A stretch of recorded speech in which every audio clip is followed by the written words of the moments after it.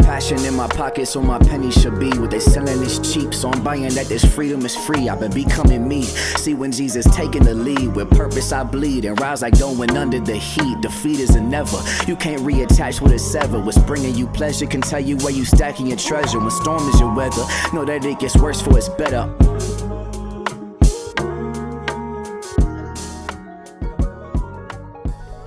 Hello, welcome to the Esau McCaulley podcast. I'm your host, Esau McCaulley. On today's episode, we're going to be talking with Nancy French and Jonathan Warren Pagan. I feel almost like a late night DJ back in the day when they used to have actually radio, when it was like, this is the love episode. So this should be coming out around Valentine's Day. So we're going to talk a little bit about relationships. Maybe I should change my voice, make it a little bit deeper, but I won't do that. But what we will do is for our first game, we play it sometimes on the podcast. It's called Are You Washed? The whole purpose of the game is to show, do you have enough information about the subject matter at hand actually then do well on the podcast? If you get this wrong, we'll just kick you off the pod. Actually, that's not true. We'll let you stay anyway. So since we're talking about relationships and marriage and love, I thought, let me see if these people can name. Now, I don't know which website this came from. It came from a website that I found interesting. And they said, what were the top 5 romantic comedies of all time? And so I'm going to see if you can name any of the top 5. Some of them I just disagreed with, so it didn't make the list. I will tell you that for whatever reason, on this list, maybe it was made by someone who's between 42 and 48, but every movie on this list is right in our time zone, like right when we were in like high school or college. So Can you name them? And there are no black people in them, so that's what hey, are we gonna like take turns or like? Yeah, you get to guess, and then Nancy gets to take a guess. What do you got? Top romantic comedy. I'm gonna say When Harry Met Sally is on that list. That was number 1. There we go. You nailed it. There we go. I told you. All right. Okay. The challenge is, can we do it in order? Ooh. Oh, okay then. Okay then. So you're right. Like I said, this is right in our wheelhouse. Okay, Nancy, what do you have? Notting Hill, obviously. Notting Hill did not make it, but I agree, because you had me at hello. I want to see if I can get a quote from each one of these. You had me at hello. That was the Notting Hill line, wasn't it? Yeah, and I'm just a girl. It didn't what make the it. Heck? I know. Two of these you ought to get, because they're like classics. Can I just say that I think when Harry Met Sally, I think may have contributed to some of our cultural problems. Yeah, all of these have. Okay, say more. I was just thinking about the Mike Pence rule. I don't know. I actually have been thinking about that movie because of the Mike Pence rule. You know, that he can't be in a meeting with a woman unsupervised because there's going to be sexual tension that's going to be unbridled because Mike Pence is so hot or something. I don't know. That was actually initially, I didn't know Mike Pence had stolen it. I thought it was the Billy Graham rule initially. Well, it was. And I think when Billy Graham made the rule, it sort of made sense because at the time, if he and a woman ended up in a room together, they would have jumped over all of these social striations at the time. Anyway, I'm sorry. I hijacked this and made it bad and awful. No, it's okay because, me and Tish have always had this. Tish Harrison Warren is Jonathan's significant other, his spouse. And so we are really good friends. And so one of the names that we had, when we had an imaginary podcast, we were going to call it the Billy Graham rule. Because we were breaking it by being friends all of the time. So anyways, so you are now anti When Harry Met Sally. Jonathan, do you have a guess? For another one. Okay. Yeah. I'm gonna guess Love Actually is on there, even though it is the worst movie of all time. It is not. Okay, it is not. I thought that you all should have got this. I think if you think of When Harry Met Sally, this movie is a cousin to it. If you can think Pretty of Woman. Like Sleepless in Seattle. No, it's not my turn. Go ahead, Nancy. Oh, I said Pretty Woman. Oh, look at this. Y'all are all up. I'm going to give them to you because you all up. You Got Mail was I think number 2. Horrible movie. Yeah. Oh. True. Listen, the website doesn't lie, Nancy. I don't know. If you got an issue with it, take it up with whatever website I Googled this from. I'm mad at you personally. It's Clueless. Have you seen Clueless? You remember that one? Oh, I help. Stacey Dash is my friend. Yeah. Okay, then. There we go. And then the last one is Bridget Jones' Diary. Yeah, I see. Now, it. since there are, I think I got to number 10 on this list, and I didn't find any black people, and so I said, what are the best black romantic comedies? And when I started looking this up, I realized like that black people live in sometimes an entirely different cultural world, and actually, I'm wondering. Most people probably who outside of the black community haven't seen what we consider black romantic movie classics. So I'm gonna quiz you all on this part. So I'm gonna ask you, Jonathan. I'm gonna tell you the name of this black movie, and I'm gonna say, have you seen it? And if you've not seen it, I don't care. I want you to tell me what the plot of this movie is. Okay. The Best Man. I have not seen it. I have not seen it. Oh my goodness! You counsel, first of all. You counsel. So what's the plot of The Best Man? That's fair. Spoiler alert. There were like 3 of these, by the way, but the first one. There's 3 Best Men. Like there's Best Man 1, 2, and 3. Stuff keeps happening, but it's okay. What's the plot? Right, is it what's the plot? Successive remarriages or like what? No. Focus in on The Best Man. Okay, what happens in this movie? What is the plot of The Best Man? Okay, let's see. Best man falls in love with the fiance. Oh, look at that. You're actually close. The couple that's getting married, his best friend, who's the best man, way back in the day, had a little liaison with the spouse, with the fiance, but they never told the husband, the bride to be, and this all comes out in the lead up to the wedding. And part of it is the husband himself was a philanderer who's a cheater, who's not pulling himself together because he found the love of his life, who's always innocent, who's always been perfect. And then they find out that she had actually cheated with his best friend. Oh, reversal. So the best man. Yes, the reversal. Okay. So anyways, okay, man, I'm going to see. I'll make this one. Ooh, which one? I have so many I can do for you, Nancy. Love and Basket. No, Boomerang. Boomerang is about a woman who falls in love with a tall, dashing mayoral candidate for the city of Cleveland. Okay. And he dumps her, and so she has a late night tryst with the mayor of Topeka. And they fall in love. You need black cities for this to make sense. But Topeka, but go ahead. They fall in love. And then, but it doesn't work out. They go to Chicago because they realize that there's too much working against them. And then they live happily ever after in Hyde Park. No. Good try. Not it at all. Oh. Boomerang tells the story, actually starring Eddie Murphy. I saw this one. You saw this one? Yeah, but I don't remember it. I actually saw it too. Yeah, okay. Oh, you did? Oh, yeah, I don't remember it. I don't remember it. I remember that there was a really beautiful woman in it. Yes. Robin Gibbons, I think. Yeah. Eddie Murphy was a womanizer. And so he was looking for the perfect woman, and he was going around sleeping with a bunch of women. And then he meets this he's a high-powered executive. He meets a woman who's a high-powered executive who's doing the same thing to him. And so she doesn't want to commit to him, and he's all like, wait a minute, you just used me. And he learns this lesson about, womanizing, and eventually they both give up their womanizing and what do you call it? Whatever, the man version of womanizing, the opposite, and then they kind of finally get and they finally get together and pull themselves together at the end of the movie. Anyways, those are how those couples met. I want to ask you all, since you all are both, how long have each one of you been married? Jonathan, how long have you been married? 20 years. 20 years. And Nancy, how long have you all been married? What a young pup. I'm sure it'll work out, Jonathan. 29 almost. Oh, and we've been married 20 years. So it's 20, 20, and 29. I think it's just 20. Yeah, I'm going to say that. Right. If do y'all want to ask me for advice? Yeah. Okay. We're going to ask you in a second. But the first thing we want to know, Nancy, is tell us how you and David met. I grew up in a denomination called the Church of Christ. And because of that, I had to go to a Church of Christ college because we thought we were the only Christians. And so I only had one option, David Lipscomb University in Nashville. Only David French. I know David Lipscomb University. Yeah, David Lipscomb. Yeah. Okay, David Lipscomb. Yeah, it's a great college. Actually, David It's a different place now, too. It is. Yeah. David teaches there now. But in the day, it was I didn't want to go there. It was very restrictive. Chapel every day. The girls had different different curfews than the guys, but my parents were making me go. And so I developed this very terrible attitude so that every time that the Lipscomb admissions people called with their breathy voices, oh my gosh, are you so excited about coming to Lipscomb? I would make up lies. And so the first lie I said was, well, I'm not really excited about going to Lipscomb because I want to go into veterinary school and you can't get into a good vet school from Lipscomb. Second time, a month later, same lie, medical school. Third month, same lie, law school.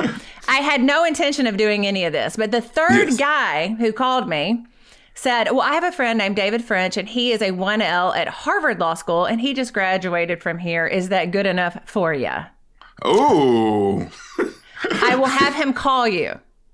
Now, remember, I have no intention of going to law school, no interest in law school, could not spell Harvard, and had no money or internet or anything, did not know lawyers. So I had to go to the public library for 1 week in preparation for my call with this person called David French. I was a senior in high school. He was a 1L at Harvard. Yeah. I prepare. I when he calls, I'm ready. I'm trying to sound smart, use polysyllabic words. And we had this wonderful conversation. And in that conversation, he reveals he's engaged to someone. I noted that because I thought he was so amazing and charming. But of course, there was a 6-year age difference, whatever. Yeah. Several years later, I actually go to the school, hate it as much as I thought. I see him on the sidewalk because he had graduated from Harvard. I'm a junior in college by this point. He'd broken up with his fiance. So I don't know any of this, but I see him coming down the sidewalk. And in my mind, I always harbored this sort of animosity toward him because he had encouraged me to go to the school that I knew I'd hate, and I did hate it. And so when I saw him and recognized him as the guy on the phone from several years ago, I walked up to him and I said, so I'm here and I hate it. And I was just really belligerent. Like, I don't know what was wrong with me. I was awful. But he was patient and charming and kind. And we talked for 4 hours and I missed class. Wow. And on the second date, I decided to marry him, and we were married 3 months later. Whoa. Whoa. Yeah. Wait a minute. How did you recognize him from a phone call? That's what I'm like. That's the piece that doesn't make any sense. Does he have a distinctive voice? Not really. There was one person, by the way, David Lipscomb's admissions at the time, 1993, who graduated from Lipscomb and went to Harvard. There was one guy, and there were pictures of him in the student government office because he was the one guy. It was false. It was whatever. So he was he was like Lipscomb famous, in other words. He was. And but I fell in love with him when I was a senior in high school on that call because he was so kind. He probably knew from the get-go that there was no way that Harvard would let me in. I mean, no way. I knew nothing about it. I was all blowing smoke. So our marriage is based on deception and lies. Oh, that's not true. Well, your marriage is based upon him being kind and y'all having a great conversation. So, Jonathan, tell us, how did you meet Tish Harrison? Well, I was going to say Tish Harrison Warren. It would have been Tish Harrison. Tish Harrison, that's right. So we got to go back to the year 1998. And I was just starting at Wake Forest University and just like a lost soul. Like I had no idea who I was or what I was doing. I was like trying to reinvent myself after high school.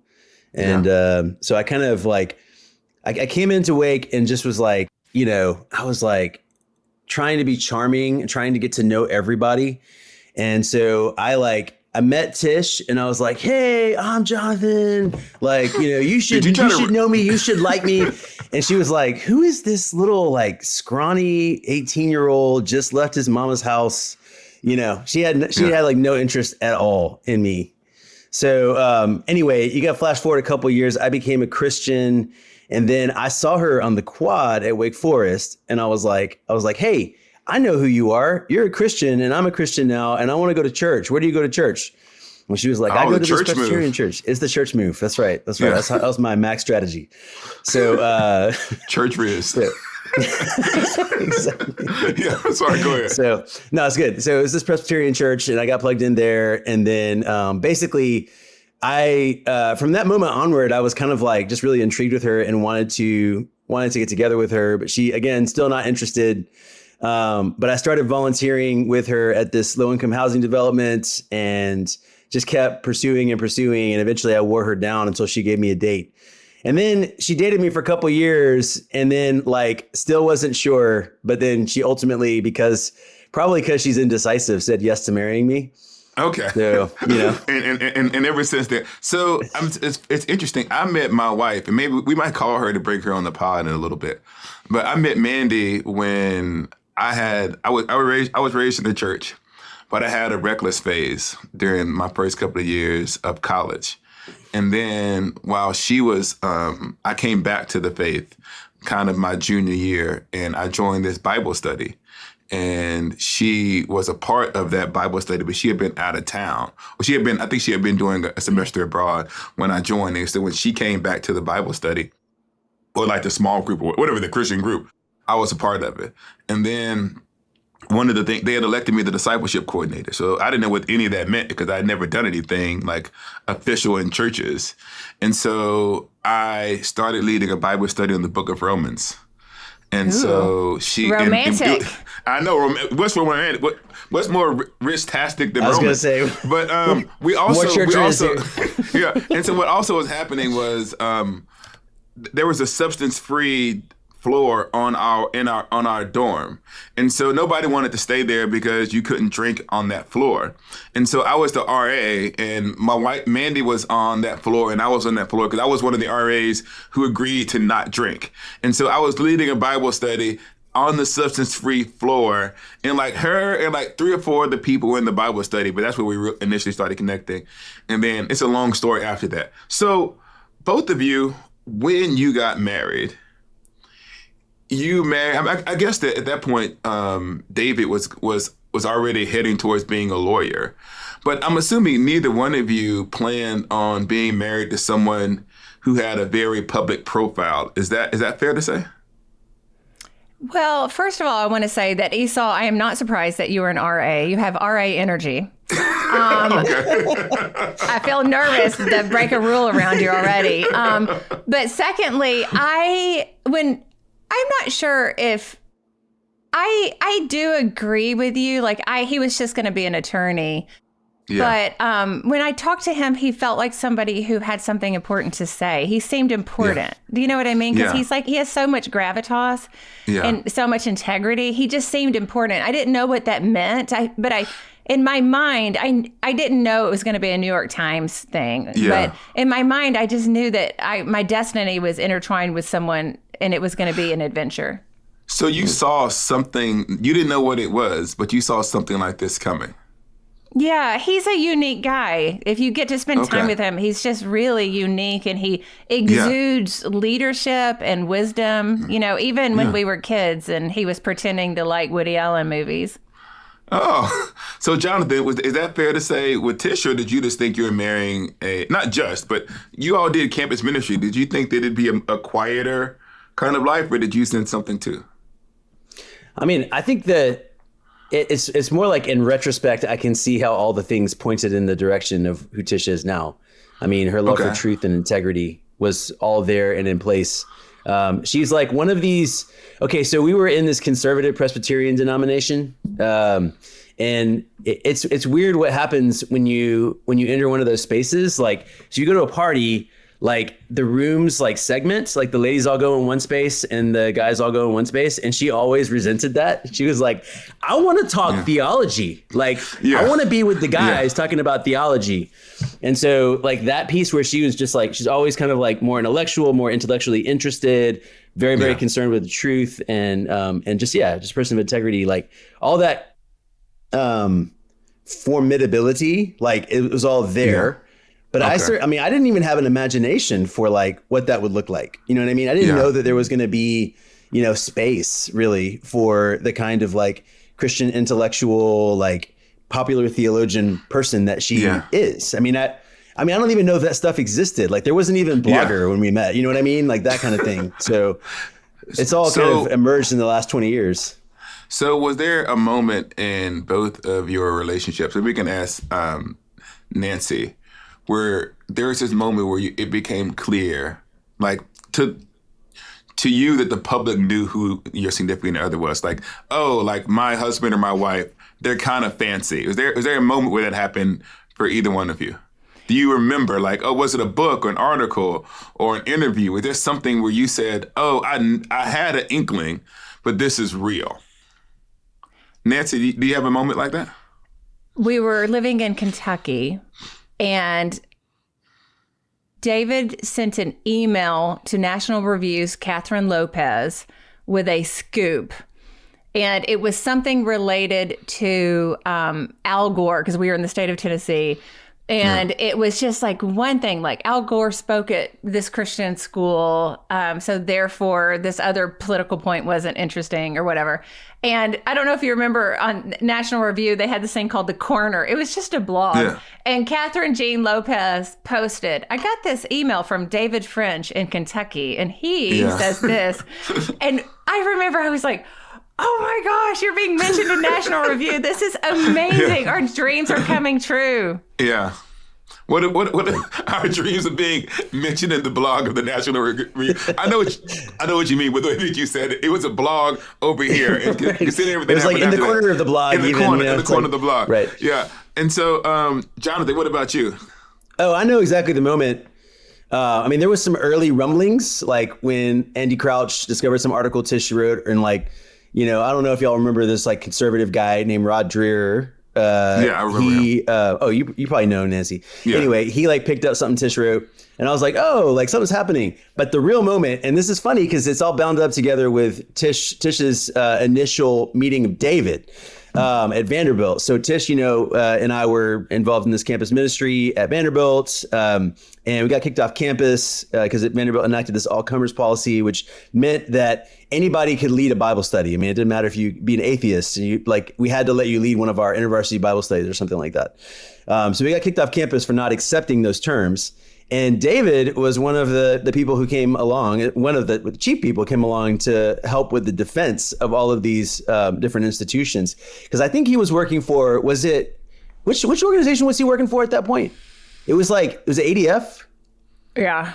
Yeah. Anyway, so Tish and David just hit it off. And both of them are, that like ideologically, like lots of divergences. Like David's like 2 clicks more conservative than Tish and all this stuff, but they just get along famously because David's such a great guy. I mean, just really amazing.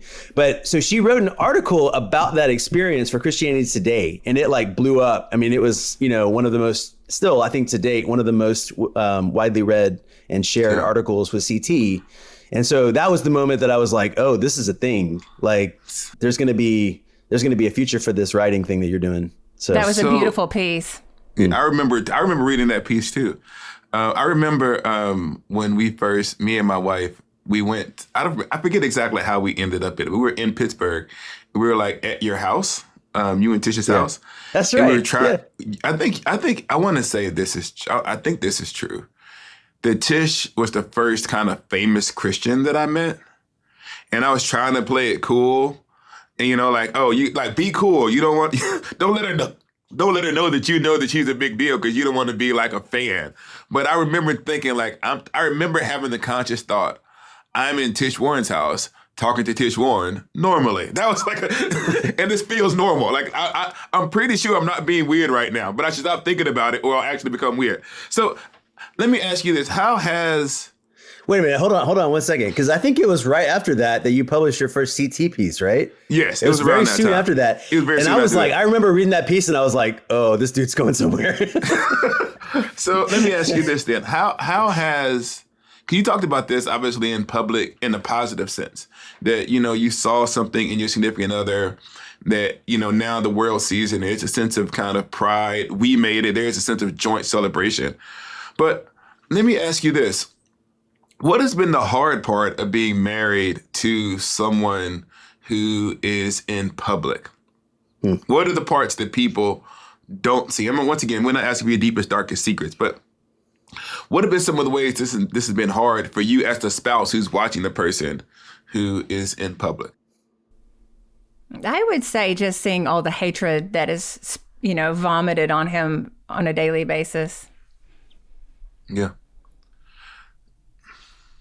Yeah, I mean, it's identical. It's just like, this person, the integrity that they have, like how loving they are and that sort of thing. Yeah. And then seeing people who have no idea just like make all these assumptions and just trash people. I mean, it's like just like a succession of diss tracks. You know what I mean? Yeah. It's just like so terrible.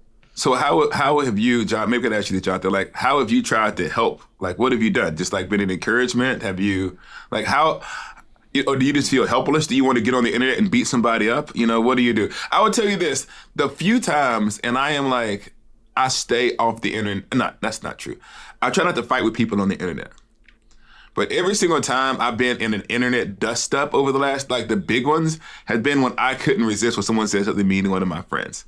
I think there's been 2 times where like I have like blown up my version of blowing up the internet, yelling at someone who is either mean to Tish or someone else I know. It's also the Southern gentleman in me. Like when you're mean to women online, that's when I don't know, there's like some deep-seated like Southern chivalry just arises from me and you can't do it. And so I break all my rules. I forget you, guy with 20 followers, take this.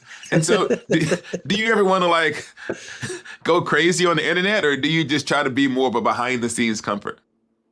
I mean, I think that I've kind of realized like over the years that my role is more like I'm auxiliary. Like I like bring the research. I bring, I like bring the encouragement. Like that's the kind of thing that I do really well. So I think for her, I'm more like, hey, like, does this person know you? Like, if this person doesn't know you, like, you should not let them you should not let them live rent free in your head. You know what I mean? So just kind of constantly reminding her of that. And it's, it's harder when it's like somebody who actually might know her to some degree who is mean to her on the internet. And then she's like, but this person actually does know me. And I'm like, but they don't live with you. They don't see, like, they don't, it's not like they're seeing you on a day-to-day basis. Like, you need to be able to ignore this person, anyway. I think that I have 2 different internet faces. What I mean by that, if my wife can tell, if I'm just looking at Twitter and I'm looking at it in a nonchalant way, I think it must be a locked in kind of look. Because she'll go, what are you doing? She'll come to me and go, what are you doing? Or maybe I'm typing too fast, but she's really good at saying, Esau, maybe it's time for you to log off for a little bit. And like that's her thing is the intervention before, like she's really good at just knowing, my wife is really good at knowing like when I'm about to kind of go off kilter or whatever. And the crazy thing about it is because I have good friends like Tish and in some sense David, who like have often said, not David so much as Tish and my wife, to say, Esau, don't do that. And so people have this perception of me as being really calm and even keeled, but I'm just not tweeting through it. I'm like texting Jonathan and Tish and saying, And so, Nancy, do you do the same thing, or you just jump in and call all of the people idiots? Like, how do you deal with people being mean to David? I do try to demonstrate the fruit of the Spirit on Twitter. Yeah. And all of the social media platforms. But and so my natural inclination is one of pugilism. Yeah. I fight. I don't know if it's the hillbilly origins, the southernness, or just the fact that but it's only for David. Like I'll fight for others. Like, my investigation might introduce me to victims and stuff like that. Yeah. But I get so mad. I don't try to defend myself usually. Yeah. And it's interesting because I think I've really curated my social media feeds so that when people meet me, they're like, you are so nice. And I'm like, oh my gosh, I pulled the wool over everyone's eyes because I restrain myself so much. But I will defend David occasionally. But it's hard because, like at one point we had this rule. It's like you never punch down. And so that means that you don't respond to someone who is just trying to egg you on. So you only punch up. So if someone bigger and more powerful than you is criticizing you, then you really need to take a stand because it matters because so many people are seeing it. But now that he's at the New York Times, it is so overwhelming. The response is so gigantic. The comments are so ubiquitous. The acrimony is so deep that you could drown in it. And so I don't have any answers. Yeah. So maybe I can ask you this. How has your faith informed how you all function as a couple? I know that, you like David likes you. I know you like Tish.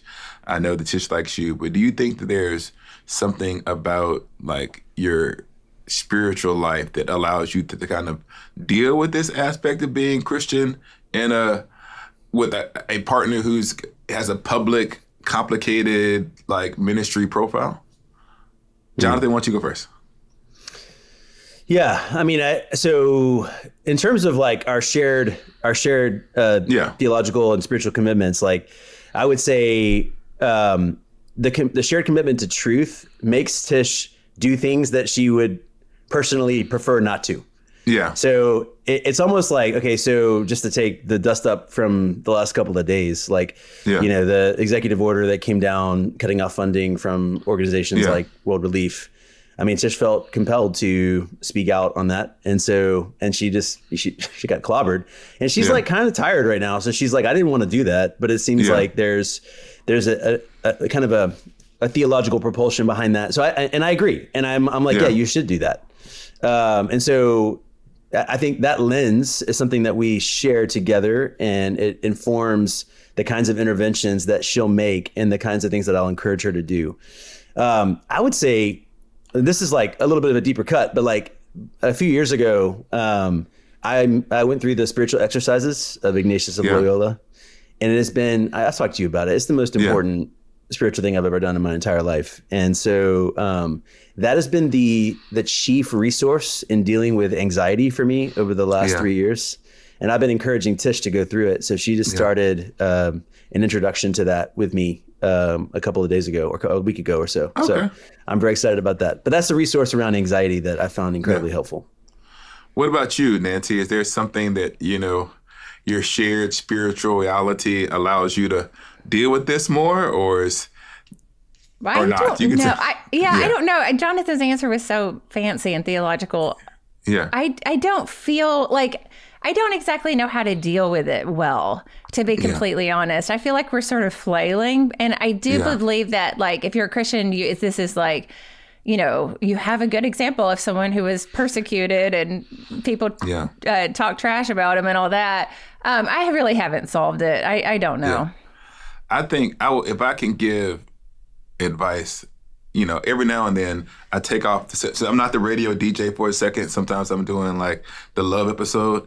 But I would say it's really important that me and Mandy have found valuable is to curate our friendships and to actually find people like, what I realized is the people who I see every day, like when I walk around campus, when I walk through the hallways, these people are actually overwhelmingly kind to me.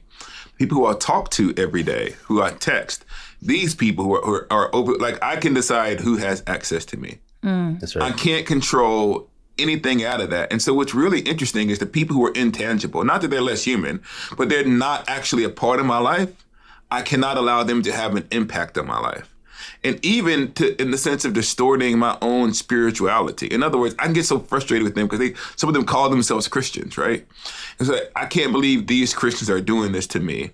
And it's easy for them to become the only Christians that I see.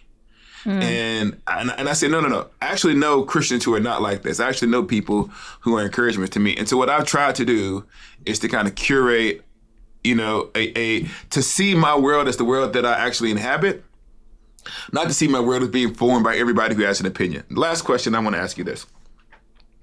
Both of you are in adjacent fields. And so it's easy to talk about your spouses as if, they're amazing and you all are just floating along. But both of you are talented in your own right. Nancy, you're a New York Times bestseller, for goodness sake. And so how have you kept a sense of and Jonathan, Tish is ordained, you're ordained, like you have a PhD. So you all are very highly accomplished, gifted, talented people. How have you kept your own sense of self in your own vocation and not be swallowed up in the vocation of your significant other? How have you managed to do that? Nancy? Interesting. The question strikes me weird, and this is why. It's almost like you're saying, how do you have a sense of self when McDonald's exist? Because I don't feel competitive with him. Because some people would. That's the reason I was asking. So you don't feel like you're in a competition. That's interesting. That's what I was trying to get at. Well, there's no way for me to. I am naturally acrimonious and petty. So the reason I'm saying this is not because I'm like so holy that I'm not competitive. I'm so competitive. Like when we go to Walmart, we have a competition to see who can check out first. We literally sometimes take different carts, and I will trash talk him the whole way.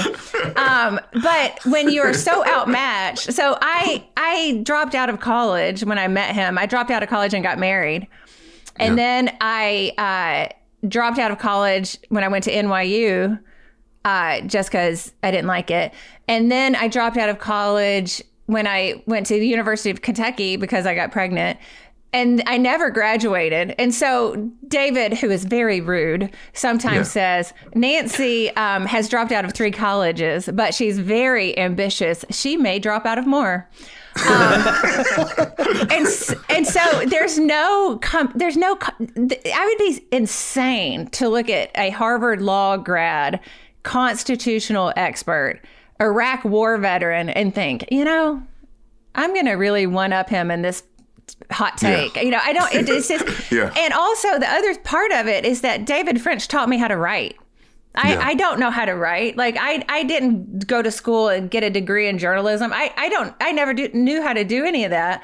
And because he's so great, he was a writing instructor at Cornell Law School. Yeah. And so I was like 21, 22. I didn't have anything to do. Yeah. He taught me how to write. Can I ask you a question? I'm going to ask you a quick question, Nancy. This is once again the Esau McCaulley intervention. So there are lots of people who teach writing at major universities, correct? Yeah. That's a thing that happens. And they have lots of students, correct? Sure. How many of those students go on to write New York Times bestsellers? I don't know. So it means that It means that the student must have some innate talent. And so the reason I say this is because I got my first break because Tish introduced me to Christianity Today. Mm-hmm. And when I first started writing, she would we would send each other our pieces is not true because she would send me hers and it's great. And I would send her mine and she here are the 15 problems with it, right? And so it was an exchange in idea on in concept only. But what actually happened was she was helping me become a better writer. And so, and anytime I tell that story, I say, Tish was the person who helped me become a better writer. Her and N.T. Wright, those are the two. But at the end, I think I had some innate talent. All I have to say is that, Nancy, he might have helped you, but I've actually read your words. And I read David's words. And you all have a different personality, different reading style, and it comes across. So I will affirm your gratitude, but also say that you're accomplished in your own right. Can I do that much, Nancy? Well, I mean, let the record show I have become a better writer than David French. There we go. I mean, no. Let the record show I raced past him. What about you, Jonathan? Is it ever hard for you?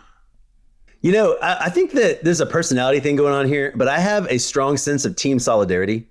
That something that I learned from very early on was that proverb that's it doesn't you can go as far as you want as long as you don't care who gets the credit. Yeah. So when Tish wins, I win. You know what I mean? It's a thing. And so but similarly with you, when you win, I win too. I'm on Esau's team. So I win. That solidarity thing, it means a lot to me. So I don't have a sense of competition there. I'm actually a really competitive person, but it's outside of my team. Outside of my little tribe, I'm like, we gotta win. Yeah. We gotta beat these other people. But so I'm going to see if I can. I'm going to see if she's going to answer the phone right quick. Maybe we'll end this by having Mandy weigh in and see if we can do this. So we'll see if she's going to get here. We'll see. She's at work though, so we'll see. Hold on. See if she answers the phone. Hello. Hey Mandy, you're on the podcast. How's it going? Great. Hey, this is Nancy French and Jonathan Warren. So you can't hear them. So I'm going to ask you a couple of questions. We're talking about being married to people who are quasi-public. So the main question is, am I a really good husband? You're a good husband. Okay, that's all. That's all we need to know. That's all we need to know. So I'm mostly a positive and never a negative in our life and the life of the family, right? Are you saying there's never any melancholy? Okay, that wasn't the question. The question was I'll ask you really quickly. What would you say is the hardest part of being married to someone who has a quasi-public life like I have? I would say, I think probably just the idea that there's people out there criticizing you and having opinions. And I feel like that feels heavy sometimes. Okay. It just feels like, people are being mean. Okay. Now, they each tell their stories that they knew from the beginning they had some inkling that their significant other was going to do something. Did you think you were marrying down? Was I a pity marriage, or did you see any potential at all when you married me? Was it you see me down bad and say, let me... There was a lot of potential. No, I think pretty early on, I knew that you had a lot of leadership and a lot of gifts, and that somehow God would use that. So okay. I wasn't surprised. So do you have any advice to people, like how to have healthy marriages? This is a love episode. You have any love notes for the people out there who are trying to have healthy relationships? Communication, trust, and always have things that you can laugh about together. Okay. Now, do you want to say anything nice about me before we go, or should I just leave? We should just end there. He's a great husband. I'm just kidding, man. I'm just kidding. Thank you so much. Go back to work. I'll talk to you later. Okay. Bye. So, do you all have? Sorry for y'all. That was the McCaulley marriage portion of the podcast. Aww. Do you all have any advice that you would give to couples who are trying to think about how do you make it for 29 years or 20 years? Is there something you say is important that has been good for your marriage? Well, I feel like I should go first since I am the more seasoned among us. Yeah, there we go. The senior. I have 2 grandchildren, so there we go. Okay. Yeah. So I would say that I have so much humility about our marriage because I married a complete stranger. Yeah. After we got married and moved to New York, I remember we were sitting at a restaurant and I was waiting for David to come, and the waiter was like, does your husband or your partner, does he want coffee? And I didn't know if he drank coffee. And I did not know anything about the man. It's really, and also so I am shocked and so electrified that we've been married 20 years. And I sometimes tell the story, like I've been on the Moth Radio Hour, and I tell the story about the funny things that happen when you don't know, you marry a stranger. And when I tell the story, inevitably a lot of somebodies will pop up and say, well, I married someone and I dated him for 5 years and they turned out to be a serial killer, or, sleeping with my sister or whatever. Yeah. And I have no pride over it. And I always say, I actually do not have advice on that. This is not something that you should do. This is not a blueprint. No, I could never. One of my best-selling books is not How to Get Married and Stay Married, because I just sort of randomly. He proposed without a ring. It was spontaneous. We were standing next to a sewage pipe. I could tell he had not planned for it. Because he didn't have a ring or anything. And I wasn't even paying attention to him. He was waxing. I proposed without a ring too. I'm a no ring proposer. All three of us are spur of the moment, no ring proposers. Okay. Well, sorry, David. Yeah, well, maybe that's the secret. We could write a book. Yeah, there it is. No ring. Don't put a ring on it to put a ring on it. No ring for marriage that lasts a lifetime. Yeah. So maybe traditional. Go ahead, Nancy. I'm sorry, I interrupted you. Oh, sorry. So when he proposed, I said, "Sure, I'll marry you." And now I spend more time in prayer over finding a Walmart parking space. Yeah. So I honestly, I feel like so thankful that we have such an amazing marriage, and I picked the right person. Yeah. And I think that I'm giving the credit to David because he is so much fun. He prioritizes fun. So at every part of our 29 years, it's been fun. And the past decade has been better than the previous decades. I mean, the past year has been better. The past year has been better than every previous year. It just keeps getting better and better. And I have no prescription for that. And I'm very thankful for that. And I feel so much humility. And I appreciate when people send me these messages of pain, like, how dare you tell this story? This is, this has caused heartbreak across America. I have compassion for that. And it makes me just incredibly grateful. Okay. Jonathan. Yeah. So, I mean, I would say a couple things. Like, I'm not, I have very little like respect for who I was when I got married. I think I was just not like a great person. And so I would say that Tish has been very patient with me and has helped me become a better person. Mostly through praying for me, but also just like occasionally being like, hey, you can't talk like that. You know what I mean? Like, just, you can't say those kinds of things to me. So I would say, like, to the extent that I am a person that is marriageable at this point, it's because she has been incredibly patient with me. So I really can't like claim any credit for myself on that. Except that maybe that I like accepted the criticism and responded and tried to ameliorate. But I would say the thing that if there's like one sort of bit of counsel that I could give people, it'd be like cultivate that sense of team solidarity and always have your spouse's back. I mean, that sense of, and then like that also like has lots of different spokes that come off of that hub. One of them is like always speak well of your spouse to other people, like never trash your spouse with another person. I'm not saying you can't go to counseling and trash your spouse or something like that. But like if you're hanging out with friends or whatever, like you should always speak positively about your spouse because it's I'm gonna help you so the internet doesn't yell at you. When you say trash your spouse in therapy, what you actually mean is to process your problems. I forgot people are going to take this out of context. You can process your problems. You can be honest. You can be honest in a lot of different contexts. Vulnerable. You can be vulnerable. There you go. I appreciate that. Thank you for helping me. Thank you for helping me. My internet exposure is somewhat limited so far. But yes, in public, I would say like that sense of always having one another's back has been vital for us in building that trust and also team solidarity. I'll say, I think that if there's one theme that the two of you have picked up that I would also probably echo, it's the sense that marriage is a grace.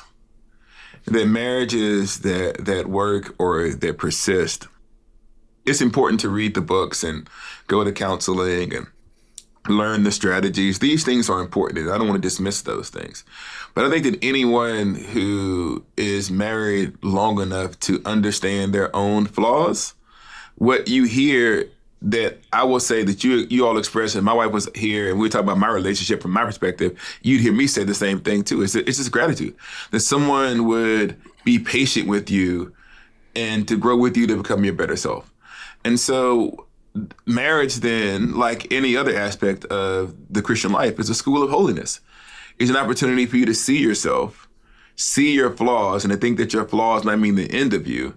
But someone who shows grace to you in the context of those flaws, on that sense, revealing to you the grace and the goodness of God who loves us despite our many flaws. And so I want to say that I hope that what people have heard here is not some, 45-minute, reflection that you're only fully complete as a person if you're married and that the singleness is somehow insufficient. That's not what we're trying to get at. We're trying to just talk through what does it actually mean to be married in a complicated time when people have complicated ministries. And so thank you all for listening, and we'll talk to you all next week. The Esau McCaulley podcast is a production of Holy Post Media, produced by Mike Stay Low, Stray Low. If you know, now you know. Edited by Seth Gorvette, like a Corvette. Music by Rob Noor. Make sure to follow the show wherever you get your podcast and leave a review so more people can find it. See you next time. I'm out. I'm penning these letters with prayers they can aid your endeavors. It's clever benevolence, tasted it, wrestle with, still wrestling. Touch my side and it crushed my pride and told me I'm blessed within. Receive a Christian platitude with gratitude, but in the saddest news I live in doesn't add up to the Beatitudes. Catch me in the catacombs, chiefing like they Pat Mahomes, catching bullets, tackle foes, running plays, defending zones. Field got him doing football numbers, only half is grown. He was acting grown.